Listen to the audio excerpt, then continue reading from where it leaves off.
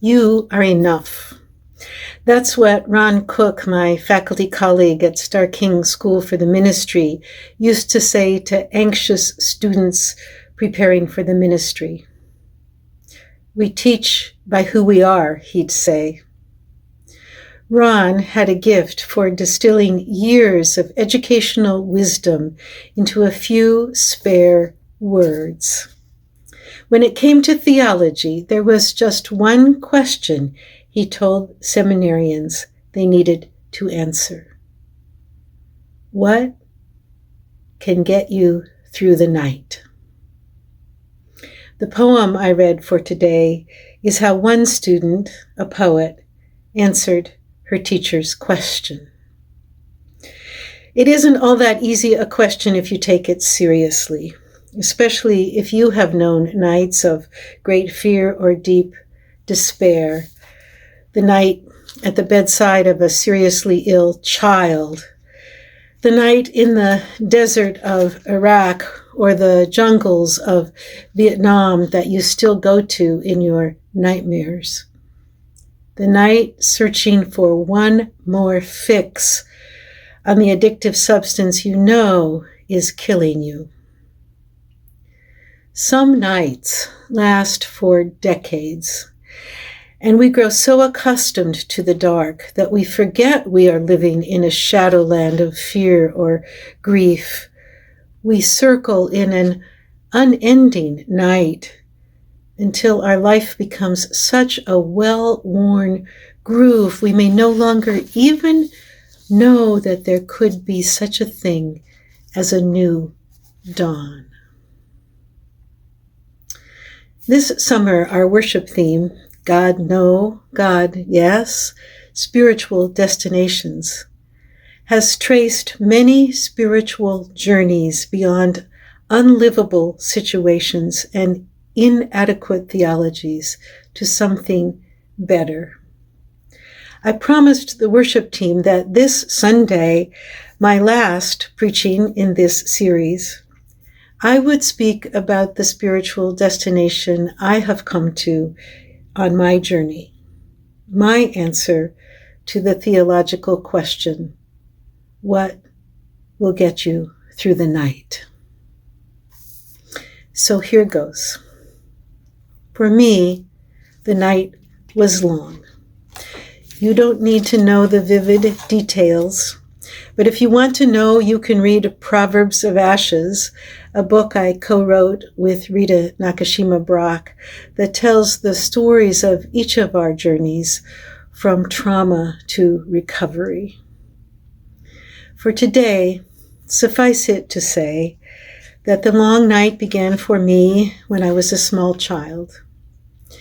A neighbor groomed me to visit him regularly, offering games and treats, and then he took advantage of my trust.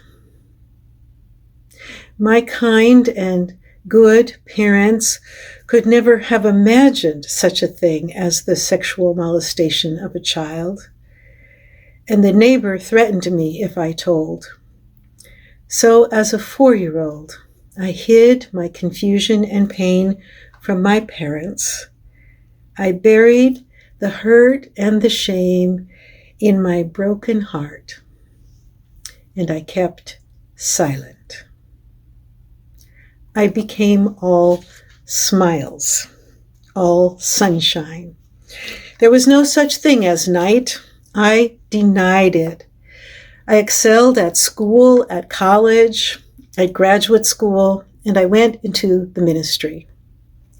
I was good at ministry, given how compelled I was to be a helper, to give hope, meaning, and comfort to others. But all the while, inside my own torn apart heart, the deep chasm of night was growing bigger and heavier and sharper. So I intensified my denial by working all the time, so there could never even be the slightest sliver through which the night might creep through. About 5 years into the ministry, with nary a day off, I was out of breath. So I took a 24-hour break and went on a silent retreat. There, in the silence, a startling awareness came to me. I wrote it down in my journal with one simple sentence. The center of my life is fear. Fear was the motivating, driving force of my existence, an unspeakable, unspoken, buried terror that I was sublimating into being an overachiever. As one of my friends used to say, oh, what a tangled web we weave when first we start to overachieve.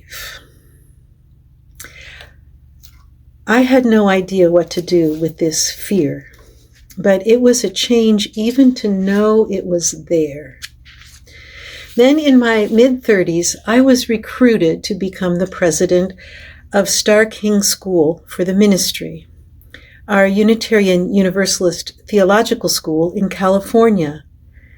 This was a surprising turn in my life's journey, given that I was a United Methodist, not a Unitarian Universalist. I felt that I shouldn't head our UU school unless I was credentialed and in covenant as a Unitarian Universalist ministry. As part of that process, I underwent a psychological assessment, as do all Unitarian Universalist ministers. This serves to screen out people with pathologies that would make them a danger in the ministry. But also, importantly, it serves to identify psychological struggles that might need to be addressed in order to serve well as a minister. When the psychologist shared the results of my assessment with me, she said, "Your tests show something unusual. I have never seen a person as high functioning as you who is carrying so much trauma." I was stunned. No one had ever told me they could see my pain. I knew it was there, but I thought I had successfully buried it. Then she said something that surprised me even more. "You don't have to live this way." "I don't?" I said. "No, you don't." That meeting was a turning point. It matters so much sometimes that we are given a word of encouragement that opens to us the possibility of something better. I had never even considered that I could live my life without this burden of fear and shame. But now a sliver of dawn crept into my night. With the help of a spiritually grounded and gifted therapist, I began a long journey of facing fully into the fear and finding a pathway through the shards of my divided heart to a new heart that could hold both night and day, shadowlands and morning dawn. The journey was not easy, and it took a long time. But it brought me to a place in which I could truly say, even though I walk through the valley of the shadow of death, I fear no evil. How do I tell you about my arrival at such a place? How do any of us find language for the soul's most complicated operations of healing and change? For me, it involved ending denial and becoming able to tell the truth about what happened to me. It involved moving out of my self-imposed isolation to share that truth with my parents and my family and my friends. They listened with love, with sorrow, and with respect. It involved reliving the nightmare with support until a breakthrough came. The breakthrough came as a clear, bright dawning realization, a recovered memory of a certitude that in those very moments when a cruel human being was hurting me, there was another presence. Unseen, but profoundly real, a presence of compassion and all-knowingness, an unbreakable love, greater than me and greater than the abuser. The presence stood between me and him, protecting me and saying no to him. It was a love so strong, mere force is feebleness, to use E. E. Cummings' words. There is a scripture that speaks of this. Paul writes in his letter to the Romans, "If God is for us, who can be against us? For I am persuaded that neither death, nor life, nor angels, nor principalities, nor powers, nor things present, nor things to come, nor height, nor depth, nor anything in all creation shall be able to separate us from the love of God." In the days and weeks that followed this breakthrough into my awareness of this unbreakable love, I distilled this spiritual awakening into a simple prayer. There is a love holding me. There is a love holding all I love. There is a love holding all. I rest in this love. Resting in this love is the spiritual destination at which I have arrived in my life so far. I meditate on this prayer almost every day. And as I have lived with this as a daily prayer, I find it vibrates within me as the beating of my heart, a heart whose rhythm is love, not fear. In the morning, I wake up with this prayer rising and falling with my breath, as if it had been my prayer all through the night. Breathing in, there is a love. Breathing out, holding me. As Nancy Schaefer wrote in her poem, "Night is the test, when grief lies uncovered and longing shows clear, when nothing we do can hasten earth's turning or delay it. This may be adequate for the night, this holding, something that steadfastly breathes us, which we also are learning to breathe." So today I offer this simple prayer to you. I have taught it to many ministerial students.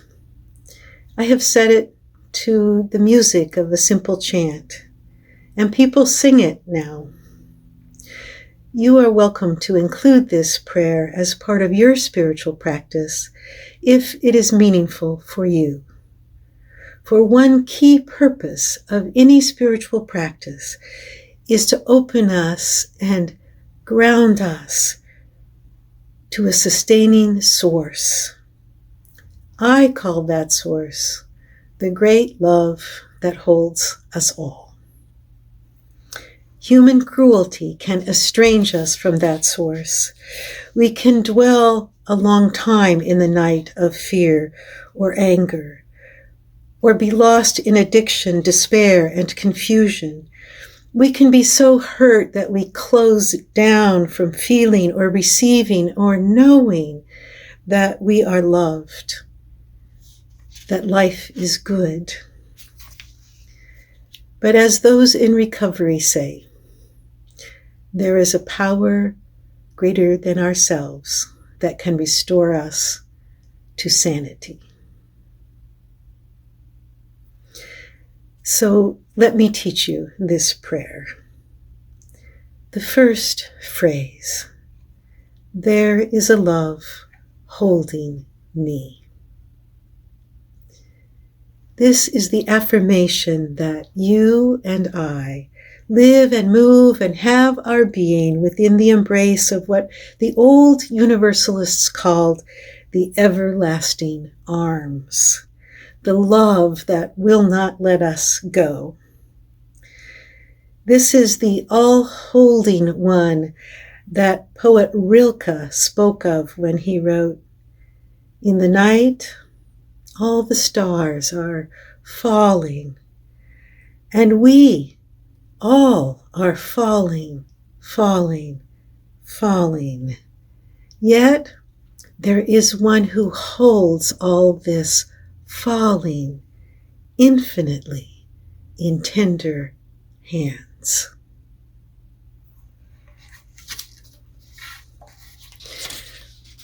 From this center, let your heart widen out to the second phrase. There is a love holding all I love. Meditate on how this all-holding love includes not only you, but everyone and everything dear to you.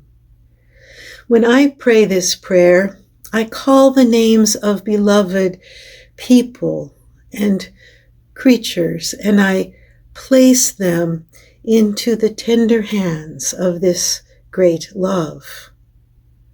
Joanne, in this love. Micah, in this love.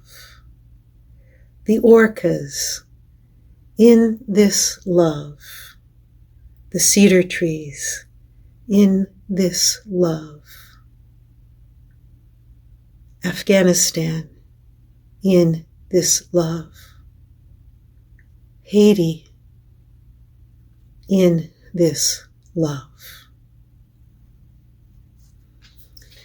If you have told someone, I will pray for you, this is a way you can pray for them. Call their name and place them in this love. Now let your heart widen out further still with the third phrase. There is a love holding all.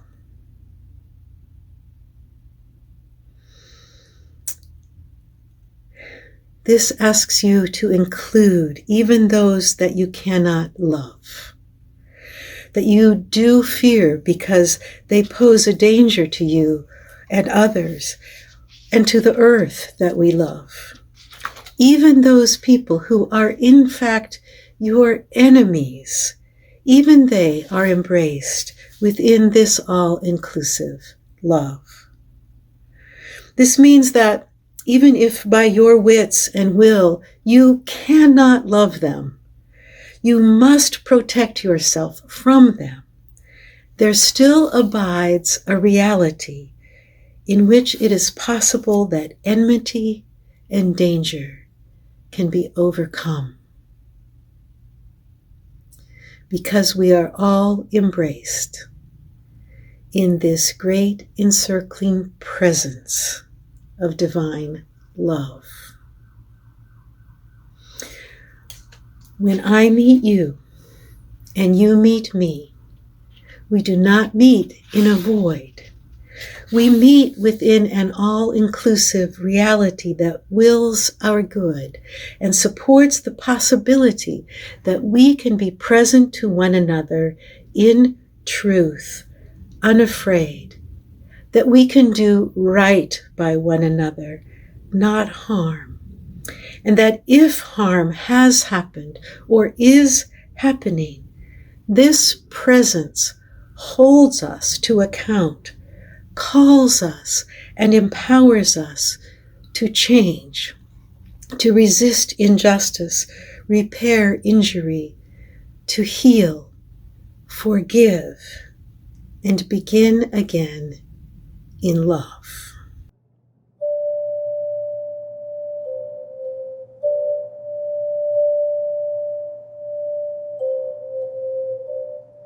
There is a love holding us. There is a love holding all we love. There is a love holding all. We rest in this love. There is a love holding us. There is a love holding us. There is a love holding us. There is a love holding us. Dear friends, may we all find our way to embrace and be embraced in this love, this ever-springing fountain that eternally refreshes the possibilities for life to recover, to flourish, and to go on towards fullness of joy.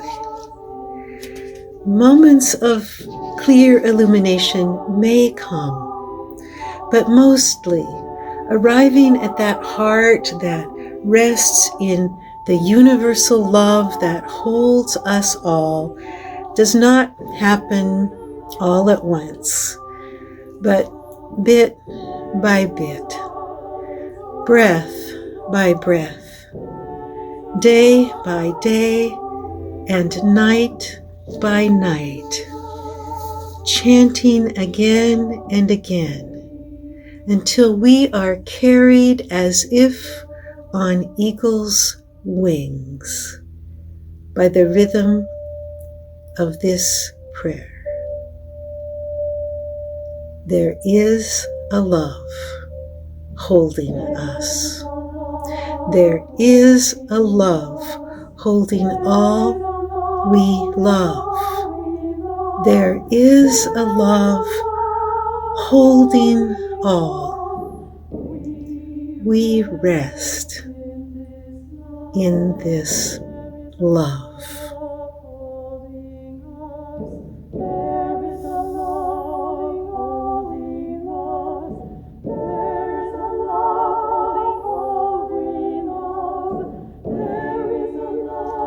Amen.